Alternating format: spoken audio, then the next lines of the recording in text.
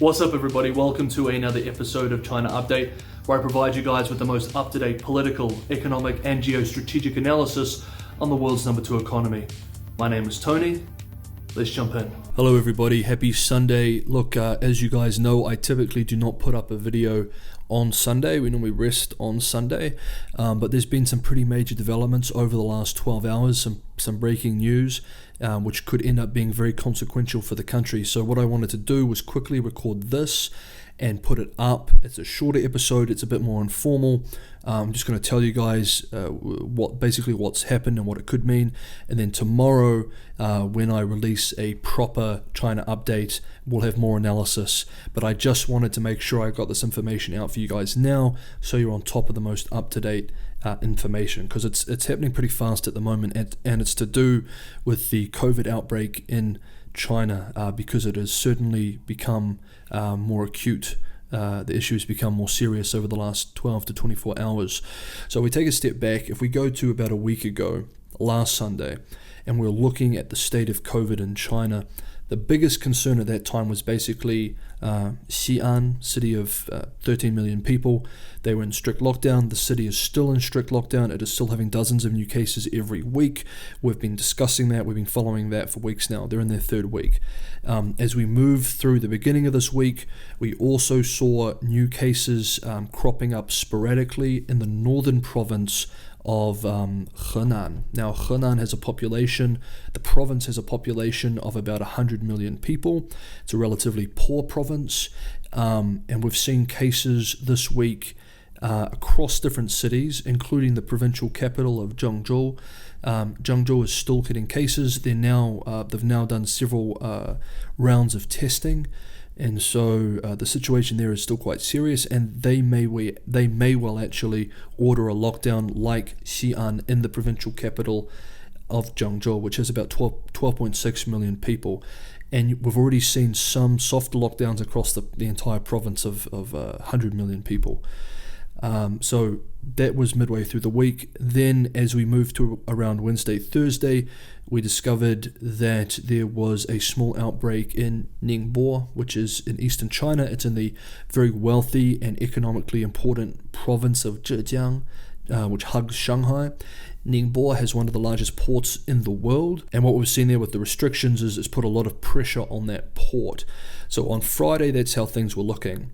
But since Friday, there's been two key developments that we need to touch on here. The first is that 2 cases were found in Shenzhen. Shenzhen is a major technology city, very wealthy city, which is across from Hong Kong. It's on the Hong Kong border there, and it's part of the Pearl River Delta. Now, the Pearl River Delta with the Yellow River Delta, where Shanghai is, these two delta regions are the beating heart of the Chinese economy. These two regions are the economic engines for the country. If there was an outbreak in the Pearl River Delta, and the response of the local or the central government was to lock it down, it would be devastating for the economy, absolutely devastating. We saw the Wuhan lockdown in 2020. That resulted in a collapse in growth for that quarter, and I think we saw debt to GDP rise 20 to 30%. So that was a big deal. That was Wuhan. A lockdown like that in the Pearl River Delta would be, frankly, very devastating. So there's testing locally in Shenzhen to see whether there's been a wider outbreak in that region. So that's happened over the last couple of days. But then the big one as well is that yesterday on Saturday in Tianjin is a major city in the north. It's about an hour and a half to 2 hours drive from Beijing. Of the northern cities, it's probably the most economically and politically important northern city after the capital itself. This city yesterday discovered 20 cases. And remember, like I've said many times, in China, because there's a zero tolerance, zero cases policy, even the discovery of one case is a big deal. It means there needs to be widespread and very disruptive tests at the very least. They discovered 20 cases, including 2 Omicron variant cases. So this is a city of 14 million people. There's been a stay-at-home order that was sent out this morning, and now they're doing mass tests of the entire city. If they find that there has been a spread, then they may have to close down Tianjin because it is so sensitive, because it's so close to Beijing. So that's basically what is happening now. This is ongoing.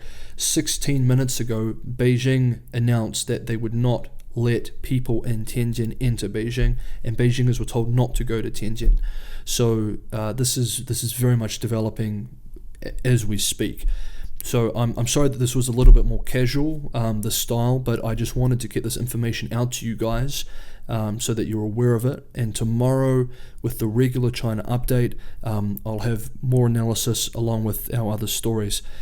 Cheers for listening, guys. I will speak to you tomorrow. Have a good day.